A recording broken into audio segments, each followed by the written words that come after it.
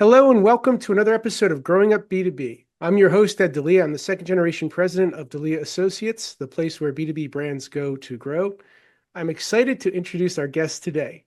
He's Jesse Sells, and he's the co-founder and chief operating officer of Impact Growth Capital, where he manages daily operations of a diverse portfolio of properties and companies. With a strong passion for creating meaningful change, Jesse connects strategic vision with concrete results. His focus ensures that each project not only achieves its goals, but also positively impacts communities and the wider market. Before starting his entrepreneurial journey, Jesse had a remarkable career as a combat aviation advisor and intelligence analyst in Air Force Special Operations. He spent years briefing 3- and 4-star generals and deploying alongside foreign military partners. Jesse, thank you so much for joining us today. Yeah, absolutely. Thank you for having me. So I have to ask, of course, your journey took you from military intelligence to family entrepreneurship. What inspired the shift, and how would you say your military experiences shape your approach to running and working within a family business with I understand it's your brother and your father? Yeah, absolutely. First up, I want to point out to anybody that's listening that's been in the military, especially in intelligence, that is a job title. That is not a requirement. If you meet some of these guys, you're going to say, how in the heck? So that was a very interesting career, though, and I've got to all respect to other people that have actually been out there and do it. Most of my time in military intelligence, I was way in the middle of the base, and I didn't even carry a gun because by the time they got to me, we were in bad shape. Let's keep the respect where the respect belongs. So the transition, I guess, from lower middle class, we always were a remodeling company. So this is a very long answer. I'll try to keep it quick, Ed. Okay. Remodeling family. I think I had three brothers with different remodeling companies. My dad was in construction for 30 something years. So we've always been in real estate in that way, but we didn't start it as a family business until I got out of the military around 8 years ago. So that's when just happened that my other brother, also in the military, he was getting out at the same time. So we talked together, convinced my dad, and we all went in at the same time, full board into real estate investing, focused on, at that point, mobile home parks, but really we focused on affordable Okay. housing. Okay, cool. Okay. One of the things in reading up on your background, you talk a lot about impact growth capital, and it aims to both create financial returns and meaningful social impact. Can you talk about that for a bit and how you balance the two? It's possible, right? There's a way to make money. There's a way to have profit with a purpose. In the beginning, I'll be honest and I'll be the bad guy here. I just wanted financial freedom.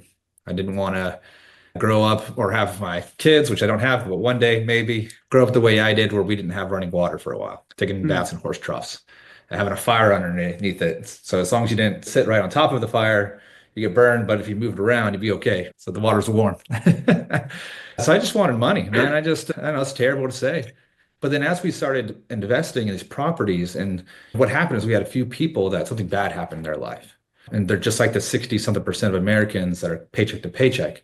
So something bad happened, and I was like, oh crap, let me figure this out. Mary, let me go find somebody. So what I did was I called charity to charity to charity, and I got Mary the support for her and her kids. That's food on the table, that's legal help, that's mental help for her children, that now they could pay their rent and they could stay for longer. And that's when they like started clicking in my brain. Oh wow, we can have a bigger impact. So now that's all we really focus on. And in fact, we won't invest unless we know that we can have a real impact on people's lives. That's awesome. That's awesome. Great. The another thing that you mentioned in your backgrounder was a little bit about emotions and how emotions can sometimes cloud judgment in a family business. And we know, certainly coming because I'm a second gen with siblings that were in the business at a time, emotions can run high, and we're crazy passionate Italians over here as Delia's. So can you talk a little bit more about that, about how where emotions maybe posed a challenge and how you and the others were able to overcome and get through that? Yeah, I think that's the best and the worst part about working in a family is that exactly, right? Because my brother's always gonna be my brother. I know Yeah, he's got my back. I'll always have his back, but we're also not afraid to tell each other if if we're doing something yeah, wrong. And you yeah. take it personally because it's family, because it's history. So now we've had a lot of arguments and disagreements, but we have a policy that we can go into a room, have a disagreement, argument, but when we leave that room, we are unified for a company. We're not going to tear apart the company. So I think it happens more often than not when, especially when there's growing pains, we see divisions change a little bit, but I think it's good. I think you Yeah. have to have a partner or partners that you trust. or else Yeah. how do you grow? How do you move Yeah. forward? So different families seem to do this differently. I know at one point when my father and I overlapped, or at least I more so than he was a little more fluid. I always said, no, when we're family time, we're business. And Absolutely. I created a little bit more of divisions. Whereas other families, it's far more organic, where it's perfectly acceptable to start rolling into a business conversation at a family gathering and vice versa, to be at work and start talking about, hey, it's mom's birthday coming up. What are we going to get her? Yeah. How does it work in your world? Like what works for you and your team? Yeah, it's very similar. We use Teams. So if it's a Teams message, it's usually work related. Text message, it's family related or something Okay. else. Okay. Yeah. So So that's how pretty similar. you draw the lines. Okay. Yeah, That's there's yeah. overlap, of course, but yeah, when we try. And I think that's just from years and years of you put in these 12 plus hour days, and after a while, you realize that just for your own family's sake, you've got to draw the line somewhere. Yeah. Absolutely. Absolutely. The going back to your time with military and spending years advising these high-ranking officials, these high-ranking generals. Certainly there's must have been something that carried forward from that to impact growth. So what are some of the lessons learned, the strategies, the methodologies, philosophies that you've carried forward into impact growth capital that have been particularly useful or effective? Yeah. I think we're all people. That's the lesson learned. So I remember I happened to be the youngest, lowest ranking airman ever to brief at this one at the headquarters, this three-star, two-star, one four-star, and I was briefing them and I was shaking in my boots. I don't know how I didn't pee my pants. But then after spending time with them, because I was there for a month and a half, I realized that they're just people. And now it's changed the way I go when I meet investors or big people. For example, this past week I had the opportunity to just sit and talk to the CEO of Priceline, Jeff, and we just talked for 45 minutes about nothing. I asked a couple of business questions, but other than that, we just had a conversation. And I think that's what he wanted, and that's what I wanted to just connect on a different level. Because we're all just people at the end of the day. And if you see that and you understand that, it makes it a lot easier to go and meet the people and build those connections for long term. Yeah.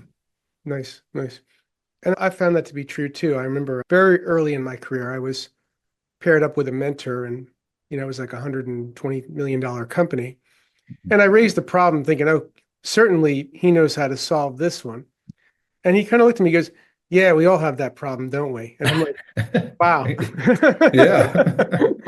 And I guess what my takeaway was, he has the same problems I have, just on a different level, but they're the same problems at the root that he's Yeah. And dealing with. So I was like, okay, I cool. love that they're like, yeah, you just got to go figure it out. I'm like, thanks. Thanks for I'm looking for a golden nugget. Yeah. So in the more the near term journey with Impact Growth Capital, what's a surprising lesson that maybe you learned about yourself or learned about the dynamics of working alongside family that you'd care to share? I think I learned who I was in a business side, and then I learned who my brother was on a business side, right? He's a visionary. I'm the very, okay, how do we do this?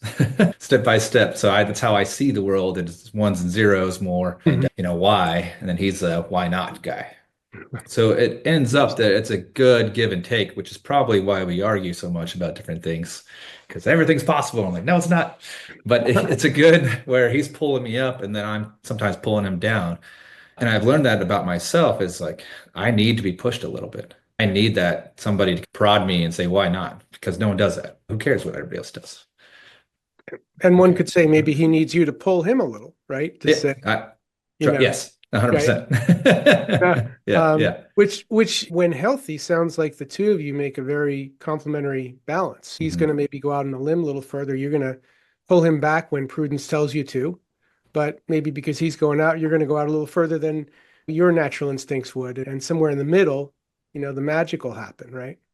Absolutely. And I think you have to. I think you have to always question why you're doing things and why people aren't doing other things. And he's really good at that, which has completely opened my mind because I'll say that all the time. That's not what they do. Who cares? I mean, you're right. Now, where does your father fit into all this? How does he complement that dynamic? Absolutely. So he has experience of the development side. So working in the construction side, he runs all Okay. of our crews. So he brings the absolute as we figure out big picture, what we're planning on do, especially in these real estate deals we're doing. Right now, we're doing partnerships with local public housing authorities because they don't have the money to run it. They're running slums. So we come in and clean them up essentially. So he's on board with how the ones and zeros of the development, running the teams, the construction management side of the house. And then he's the referee sometimes when we're trying to figure out kind of big picture where the company's going. Yeah. And I failed to ask you, your bro what is the age difference between you and your brother? 10 years. 10 years. Okay. So are you Yeah, the younger or the older? that's right, Ed. I'm the oops or the blessing in the family. Yeah. That's very funny you say that because I too am an oops. I have a All right. Nothing wrong with 10 that. Yeah.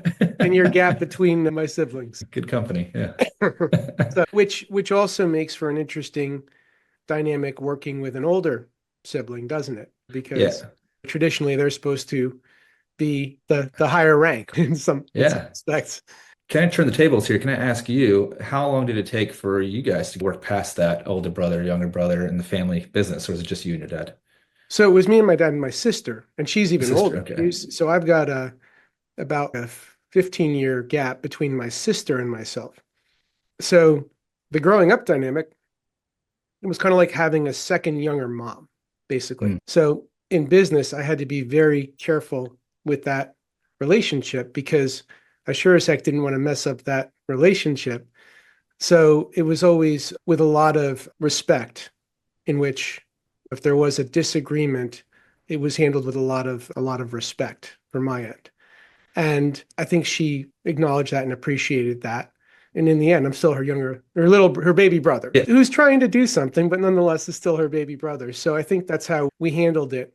So she overlapped for a few years, and then really she had other interests that she wanted to pursue, which she did, and had a very successful career at NY University, where she Nice. recently retired, which was great for her. That was really, she loved academia and she immersed Mm. herself there.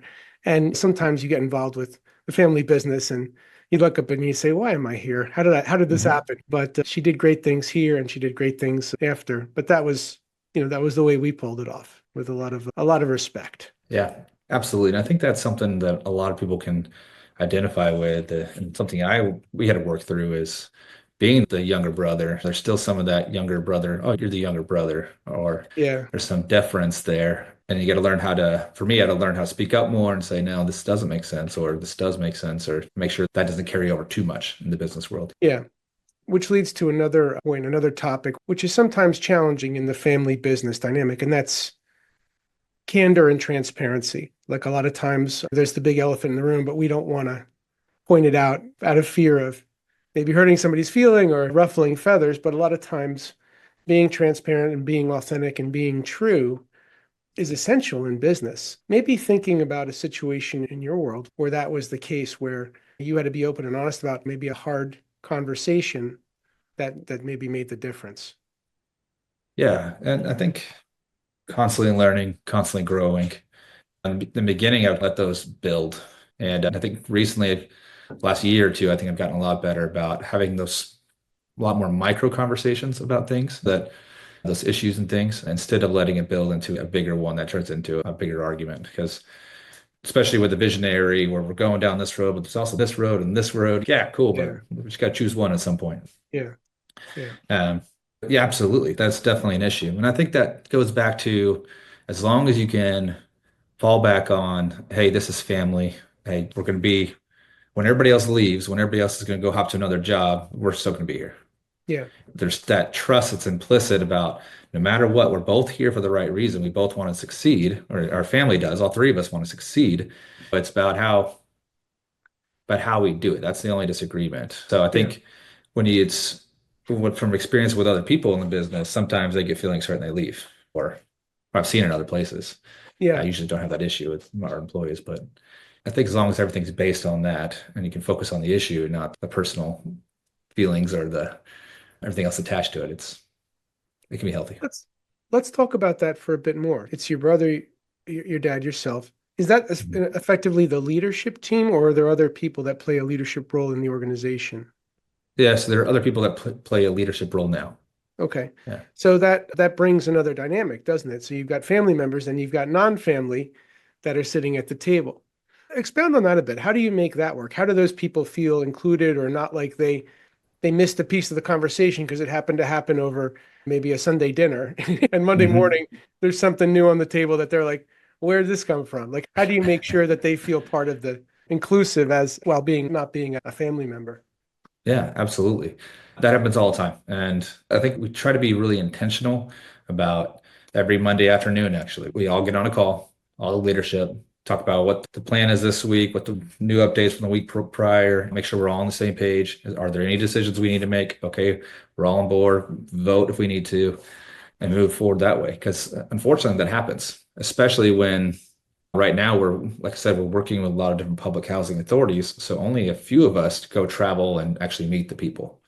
We only said we're fortunate enough to go and meet the HUD secretary last week, but only two Wow. people went. So everybody else gets left out of those conversations. Yeah. And now I'm here, and my brother's in Las Vegas working a deal with the housing authority there. Once again, I'm out of the loop now. And so as long as we're very intentional about making sure we're all on the same page, but it does happen, unfortunately, just as conversations go, people Yeah. get out Yeah. of the loop. And as long as you have that circle back to make sure you cover all bases and everybody knows what they need to know, you're okay. But yeah, that'll happen. Yeah. It'll happen. Yes. Given that the dynamic with you and your brother, he being older, he being more the visionary, you being more of something more of an integrator, the one that's going to figure out, okay, how do we actually make this happen and enable this? When you do have disagreements on things, what's your mode of resolution? How do you guys work through stuff? Mostly screaming. No,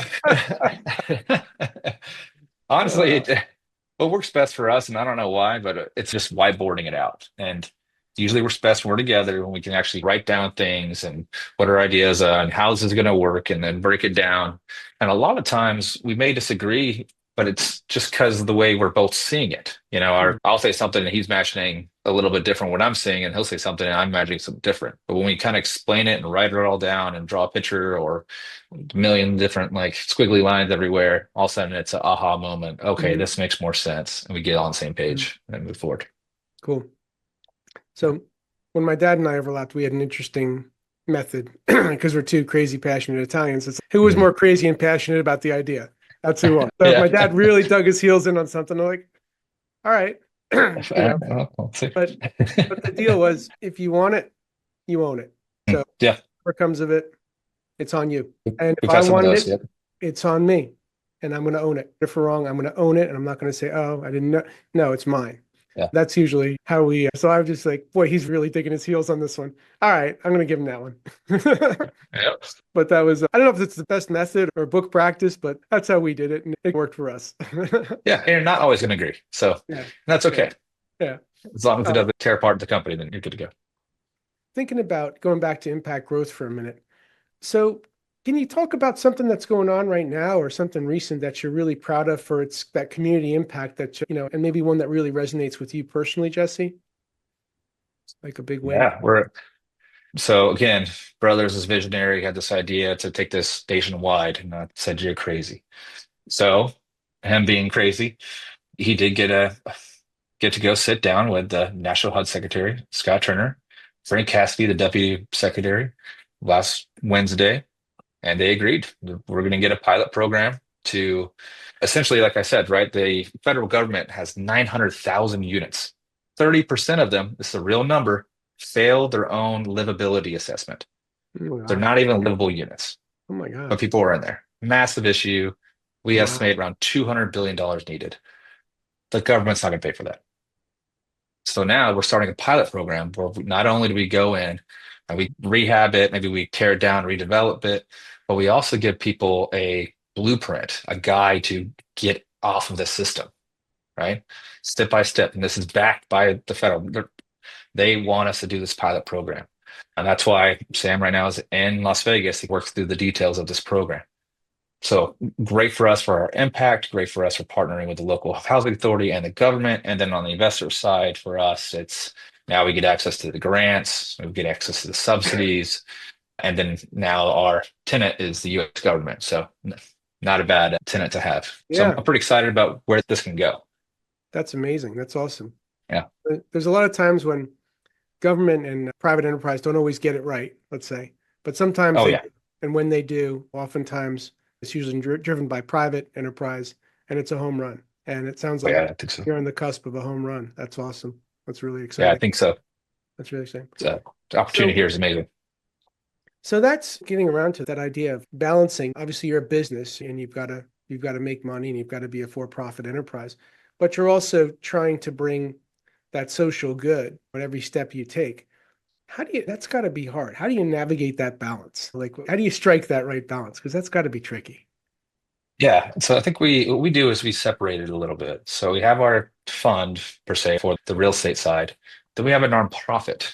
So the nonprofit supports our residents, but it's separate. And Okay. support is just helping people again with food. It helps people with transportation, with daycare services, with emergency rental assistance if it comes out up to that. Because people, I think, are inherently good personally and they want to go work and they want to get out of the system and they want to better their lives, but they're tied down because the car's broken down or they have kids and daycare's too expensive or just something happens and life sucks. Yeah. So when that happens, if we have our nonprofit tied in, which can support them, then that really just supports our own fund, our own real Mhm. estate project itself as well. It's self-supporting of itself. That makes Okay. sense. It does. That's Yeah. interesting. Yeah, that's an interesting model. And rather, I would say, or I'll ask the question, are there other entities out there doing what you guys are doing, or are you somewhat unique in this space? We're somewhat unique in the space of how we do this. There are a million nonprofits out there that support people. I'm a veteran, Yeah. so I work pretty closely with a lot of veteran organizations. But the problem is they're catty. I don't know how best to explain this, and they're siloed. Yeah. Salvation Army is awesome, but it does these things, right? Yeah. Nothing else. And they're one of the biggest, right? So all these different organizations do one thing. They're not great at marketing. So what we've done previously and what we're doing now with a nonprofit is pull all these silos together. And then we have a case manager that kind of dips in. Okay, this nonprofit can help us here. What it can't help, we'll dip into our own. So Mhm. that's kind of the difference. So I think a lot of people use nonprofits for support, but I don't know of anybody, honestly, that has their own nonprofit that's doing the admin of pulling all these nonprofits together and providing support for the residents. Yeah, because that's from the exposure that we've had to, and we will from time to time support a nonprofit. Mhm. One of the biggest challenges that so many of them face is I'll just say either clarity or awareness that they exist, and here's how they help. Yeah. Because you see a lot of people, and that's on the needing side, saying I need support, I need resources, and they're either stumbling upon them by happenstance, right? Or they're going and searching, saying, where do I get this? And oftentimes finding this organization will do 20% of what you need. This one will do 10%. This one won't help you at all. This one will get you halfway there, but nothing really Right. so, that leads to probably you all having to do some level of, I'll call it missionary work to get the word out there. So how do you do that? How do you let Absolutely. people know, hey, we've got this resource, we've got this bundled solution here, we've got this other vehicle here to help with people in need of housing and other things. How do you get the word out, Jesse, to let people know that you guys are out there and that you've got a solve that might work for them? Yeah. So right now it's word of mouth primarily for talking to government entities to take over and help people get out. For finding the nonprofits, it's legwork. Ed, you're Yeah. right. It's calling, it's picking up, it's reaching out to everybody you can and creating some of it. Some of it, it's calling a daycare and saying, hey, I have 30 people. Can you give us a group rate? Oh, yeah. Because now we can negotiate on a higher Yeah. level because we have 400 people in this apartment complex Yeah. that need some kind of service. So it's a lot of legwork. We have a property in DFW, really Fort Worth, and we have 50 pages of all the different nonprofits and organizations that support our residents. It's a ton. Wow. But when I first started, I knew of three. Yeah. So it's all about picking up the phone and making calls. And it took us probably about 6 months to figure out all 50. And then every year changes and funding changes. So it's a Yeah. lot of work. Yeah. That's why we have a nonprofit that's funded to do that stuff and case managers to keep up with everything. And when on the nonprofit side, when they discover you're out there, do you find that they're fairly receptive to your message? Are they skeptical? Are they receptive? Are they excited? How do they typically respond when they hear about impact growth in your nonprofit that supports that? Yeah, absolutely. They love it. Okay. Yeah. So for the public housing authority side, usually when they turn over a property like this, it goes through what's called an RFP process, which can take, for the size we're doing in Las Vegas, it can take over a year. Just put out the Mhm. proposal, take it, evaluate it, and then finally turn it over. Because of our nonprofit and what we're doing to get people out of the system, the pilot program, they just pointed it at us and they said, we want you guys. So they sole sourced it to us. We didn't have to go Wow. through any of the process. Still dealing with red tape. Don't get me wrong. It's still kind of a Yeah, process, but it shortens it by a fraction. that's awesome. The other nonprofits, they want to spend money on veterans. They want to spend money on cancer survivors, but so it helps them out too for us to provide them resources to do it. And then we also have guys that will volunteer at like the YMCA for free membership. So that helps up the YMCA. So there's a lot of different things you can do to support people. Wow, there's a lot of moving parts to this organization for sure. There is, yeah, it's That's fun. really cool. Looking at what's going on either in the business or in the greater space that you're in, what are some things that are exciting you right now, Jesse, that wow, this is really looking exciting, or on the horizon that you're looking forward to or looking ahead to? Yeah, it's really this pilot program. If Yeah. this thing takes off, we could do this everywhere. And that's what we're hoping. We're going to we have a software we're developing as well that's going to help people through AI to say, hey, I've been living in public housing my whole life. I have 3 kids. I don't even have a GED. Okay, now we can help people through AI or through business development, through like a Goodwill or somebody else, get their GED. Then also kind of do a personality test and see, hey, an LPN fits perfectly with who you are. Here's a 1 year course. And by the way, when they graduate, they make 60K a year. You already lifted out your whole family and they Wow. have benefits and everything else. So that's what I'm excited about, is having this financial companion that eventually what we want to do is take that across the entire housing, but then also release it to the public where now anybody can say, I'm not making enough of my job. What can I do to take that next step? And then this AI will be able to evaluate who you are, what you like, what education you have, and take, hey, if you get this degree or if you did this, here's another opportunity for you. It's amazing what AI can do right now. You sure you're not the visionary in the trio? Are you sure about that? You sounded a little visionary I'm this sold time. on this one though. Yeah, I think it's an amazing opportunity, and what our CTO and what we're working on is just absolutely mind blowing to me. That's awesome. That's awesome. When you look to the future, is that really what, in terms of impact growth capital, is really becoming whether it be state by state or nationwide resource? Is that kind of what the vision might be, is to really see how far and wide you can go? Or talk a little bit about what the future vision is with your father, your brother, yourself, looking out maybe 5 years from now. Yeah, I hope the next 5 years my dad's completely retired. Hey, so that's my goal. Okay. Okay. He's that guy though he hurt his shoulder the other day because he was out there installing an air conditioning over his head, one of those big old split units. Yeah. And he's like 70 something years old out there. Like, what are you doing? Oh, you have guys for this. I know, but they're something. Anyway, so I'm trying to get him retired. I doubt he'll ever stop completely. I think we have the potential to do that. Of course, I'm looking at it, okay, region by region first. Let's start in 3 key markets, but then as we grow it, the software can grow exponentially. But that's just software once we get it proven.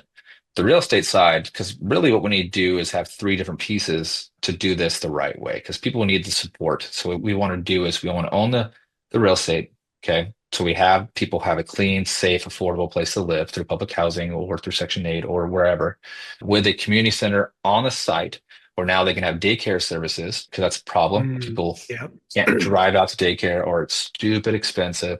So that's subsidized through a nonprofit. So people have the ability to actually go and get the education, the ability to go and do these internships, or like if they want to be an apprentice program through a plumber or welding, whatever else. These jobs pay a ton, but Yes, you've they got to go do. out there and do it. So And we give people the tools. I think people will start like really starting to thrive. So software to track it, tell them how to do it, the resources to give them the ability to go out and do it, whether that's having a computer, whether that's daycare services, whatever people need, and then having the real estate so they don't have to worry about if their kid's safe, or if they can go outside, or they're going to be robbed, or if their car going to be broken into. That's my ideal situation, is if we can own all 3. If we did for just public housing, would be bigger than BlackRock. So one step at a time, right? Yeah, That's a lot. But I think I truly believe in the vision, and I think there's an amazing opportunity here, especially with this administration that wants to privatize, that wants to get it out of the federal government, that wants to cut all the spending. They can't afford to fix all the public housing issues. I Yeah. think it's just the opportunity is it's Yeah. amazing right now to have a real impact with their money, purpose, Yeah. and profit. Absolutely. And what really listening to you tell the story is really amazing is how thorough you have been, how you've thought of almost conceivably every obstacle and said, okay, there's a way to knock down that wall. We're going to knock down that obstacle. We're going to knock down this obstacle. We're going to get you the learning we need. We're going to get you the opportunities you need. We're going to get you the housing you need. That's a given. But all these other pieces that I think certainly you probably know better than most, being exposed to those that are the beneficiaries of all this, it's not always as simple as, oh, I just need a roof over my head, is it? There's more to it than that. There's way more to it than that. And the fact that you guys are really identifying all of those levers and saying, we've got to solve for it, that's really remarkable. You must feel pretty damn good going home at the end of the day saying, wow, we're making a difference. Yeah, I appreciate it, Ed. But I just think of like my own family when we've been on food stamps, or my sister's still on like food stamps and things like that. So for me, it's a personal thing. Yeah. Uh, Yeah. You've and, been there. You've been there. And so you, better than any, can really relate to where these folks are at. And all they have to have is the drive, the want. If they want it, it sounds like you've got a vehicle to make things happen for them in a big way and truly change the trajectory of not just a life, but an entire family, maybe. So that's yeah, pretty special. I think that's gonna be the key is showing people the opportunity, right? Because people been living on welfare or whatever for 10 years. There's an incentive not to do it. But I think if we could show the first few people in each kind of community the potential and they do it, then all of a sudden you're gonna say, it's almost like keeping up with the Joneses, right? Oh my gosh, they did it. Now they're making great money welding. I don't know that they just pay welders crazy money, but that's like an internship for 2 years or something like that. Yeah. So it's very possible to get people really good, high-paying jobs without a ton of education. You don't need a master's degree anymore. Yeah. Yeah. And But you were definitely on target with, I would say, both the trades as well as operators in manufacturing in many cases, Mhm. irrespective of what people think or the perception of these occupations, these folks make some sick money. Oh And yeah, and pay them every day. Trust me, I know. and and there's this shortage. So the companies are all clamoring for Mhm. talent. Another channel of is really saying to the trades, hey, we've got some great people coming up from our ranks and they can support you and they're going to have the skills and knowledge that they need to have to support you. I think you'll find a welcome private sector saying, yeah, bring them on because we need them. Oh, I yeah, don't know a absolutely. single tradesperson in our region. We're based in New Jersey where they're not looking for talent somewhere. They're always looking for talent. So that's pretty Always. awesome. Yeah. They're Yeah. always booked up for months. Yeah. When I hear about the projections of what it's going to cost to get a simple plumbing repair in the next few years because of the shortage of plumbers going into the trades, I'm like, oh boy, it's about the cost of the appliance itself is the installation is going to be like double or something. It's Oh my ridiculous. gosh. Yeah. I Yeah. believe it. Yeah, I 100% believe it. Yeah. Yeah. This has been amazing talking with you, and I'm so excited for the mission that you're on with Impact Growth. That's really wild. For any of our listeners that wanted to learn more about you, about the company, maybe about the nonprofit, or maybe even get involved, what's the best way for them to connect with you, Jesse? Yeah, thanks for the opportunity. Two ways, impactgrowthcap.com, or you can reach out to me on LinkedIn, just Jesse-Sells on LinkedIn. Got it. Got it. Great. Jesse, thank you so much for taking the time to speak with us today. Again, we've been speaking with Jesse Sells of Impact Growth Capital, and I'm your host, Ed Delia. Thanks so much for joining us here at Growing Up B2B, and have a wonderful day. Hey, Jesse, thank you again for being with us. Appreciate it. Hey, thanks so much for tuning into Growing Up B2B. To explore more episodes and insights, visit podcast.delianet.com. And if you've enjoyed this episode, please give us a rating or review on your podcast platform of choice. Having worked with hundreds of family-led businesses across my career, and being a second-generation leader myself, I'm on a mission to help every family business I meet achieve next-level growth for their organization. So feel free also to connect with me on LinkedIn and let's support each other. You can also find out more about my company at delianet.com. Again, I'm your host, Ed Delia, and thanks so much for joining us today. Take care.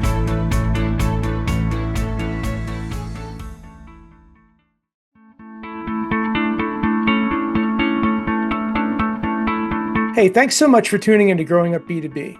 To explore more episodes and insights, visit podcast.delianet.com. And if you've enjoyed this episode, please give us a rating or review on your podcast platform of choice.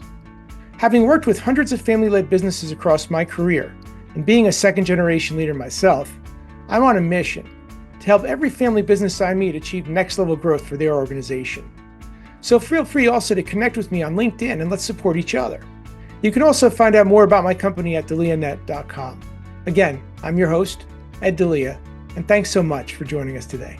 Take care.